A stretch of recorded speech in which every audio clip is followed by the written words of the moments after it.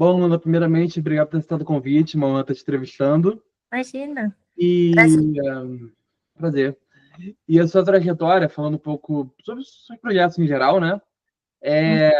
Você está desde jovem na arte, né? E tem se inovando a cada dia. Como você escreve a sua transformação desde os primeiros shows, né, nas ruas de Balneário até hoje que está um fenômeno no TikTok, por exemplo? Eu acho que de lá pra cá teve uma mudança assim bem grande, principalmente no repertório, né, que era muito cover e acabou vindo muito extremamente, né, pro autoral. Mas eu acabei resgatando coisas também muito antes de eu cantar na rua, que é ali do meu contato com a dança, né, com a ginástica rítmica, com o balé, com o circo. Então eu tive toda uma trajetória antes de começar na rua, já artística, que já me colocava ali nos palcos de uma forma diferente. Eu sempre gostei muito de performar. Então eu, né, depois que eu parei com essas performances, eu foquei muito na música. E eu via que as pessoas gostavam muito de me ouvir cantar. E eu fui pra rua. Falei, não vou esperar ninguém me encontrar. Eu vou ir até as pessoas e eu vou levar a minha voz até elas. E na rua eu pude levar a minha mensagem, levar a minha voz e fazer com que mais Uhum. pessoas me conhecessem e ter mais essa visibilidade, né? E foi muito bom, foi uma coisa que me ensinou muito. A rua foi uma grande escola para mim.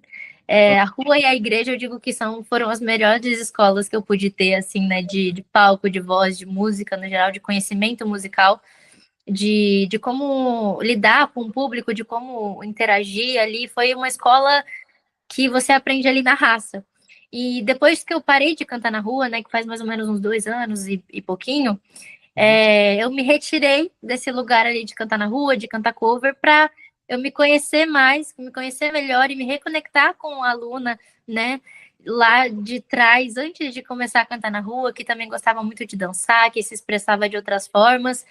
E me conectando com isso, eu me conectei mais comigo mesmo e comecei a escrever coisas das minhas experiências pessoais, né? As minhas experiências de vida, a minha forma de ver o mundo.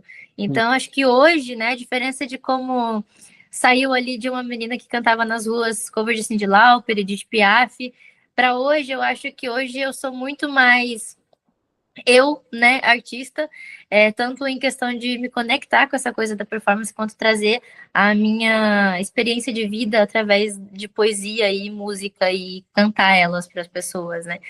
Então mudou bastante a minha performance. Antes era só eu, uma caixinha de som, um karaokezinho, e hoje é a Luna cantando, dançando, performando, brilhando no palco, fazendo mil Legal.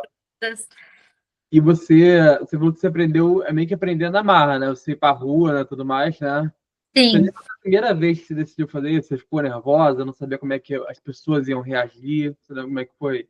Eu lembro, e meio que eu não decidi fazer isso, foi meio que sem querer. Tudo na minha vida acontece meio sem querer, daí eu fico meio atenta, assim, falando, isso aqui é interessante. Então, a primeira vez que eu fui cantar na rua, na verdade, eu tava morando em Balneário Camboriú, né? Uhum. Minha mãe, ela passava o dia inteiro fora, assim, trabalhando. E ela me deixava muito livre para eu andar pela cidade, conhecer pessoas e tudo mais. Eu ainda não estava na escola porque era período de férias, né? Então eu tinha ali o contato da igreja, e nessa igreja eles faziam vários eventos, e como lá era praia, ia ter um evento que se chamava Luau, assim, né? O Luau que acontecia na igreja com os jovens, e nesse Luau, que ia ser na praia, a gente ia ter apresentações musicais e tudo mais, e me chamaram. Aproveitei que estava livre e fui com meu violãozinho nas costas. Quem me conhece lá de Balneário vai sempre lembrar da minha imagem com o altarzinho, andando com o violão nas costas para cima e para baixo. E aí eu fui. E eu ia tocar uma música, né? Eu no violão eu ia tocar e cantar para mostrar ali, ia ter um show de talentos para você apresentar os dons e tudo mais. Uhum. E aí eu levei meu violão e fui, né, até esse evento. Só que antes de chegar no evento, eu pensei, vou parar aqui no shopping, na escadinha do shopping que tinha lá, o Shopping Atlântico, se eu não me engano, acho que era o nome, para eu poder afinar meu violão e não chegar lá e tá muito barulho e eu não conseguir afinar, o violão tá desafinado. E vou aproveitar para passar algumas músicas, porque eu tava meio que 1 hora assim adiantada. Sim. E aí eu sentei nessa escadinha do shopping, comecei a afinar o violão e eu comecei a tocar. E aí eu tava muito concentrada, assim, e eu canto muito alto. Eu sempre cantei muito alto, minha projeção vocal, né? Acho que devido ao meu grande nariz, sempre foi muito, muito alta, assim, tipo, e eu não tinha noção disso até, até certo ponto, assim. E aí eu comecei a passar a música e tal, eu tava muito concentrada, olhando pra baixo, e então passou alguém na frente e deixou cair R$ 10. E eu peguei esses R$ 10, eu não tava prestando atenção direito, e eu fui devolver, achando que a moça tinha deixado cair. E não, ela tinha colocado R$ 10 ali pra mim, porque ela achou que eu tava cantando na rua. Caramba! É, e foi meio que sem querer. E aí eu, moça, você deixou cair. Não, eu deixei aí pra você e tal. Você precisa colocar um chapéuzinho. Aí eu falei, não, mas eu não tô tocando aqui e tal.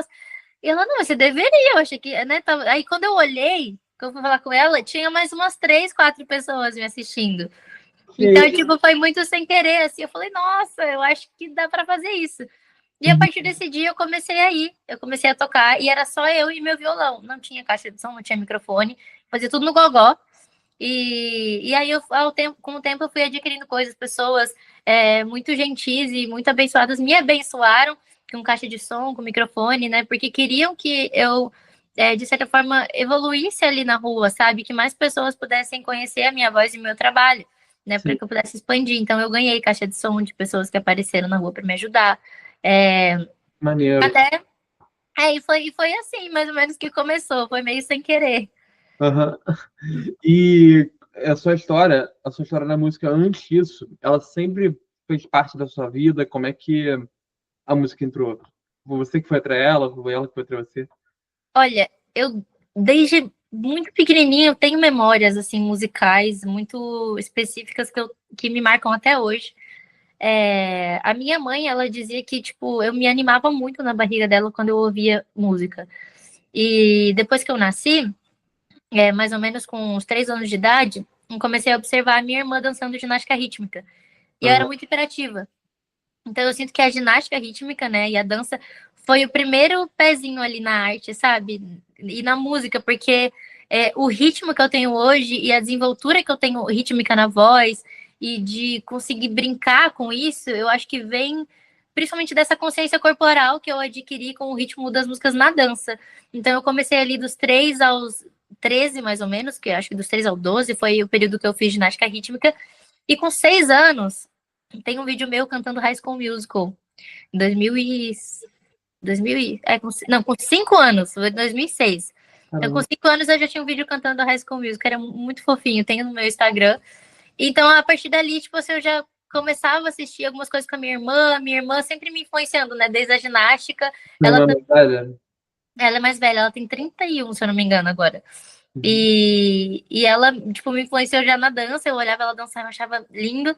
E aí na música também, ela tocava um pouco de violão, ela me ensinou umas notinhas, daí eu comecei a tocar violão de um Uhum. jeito muito doido, assim, fui aprendendo também.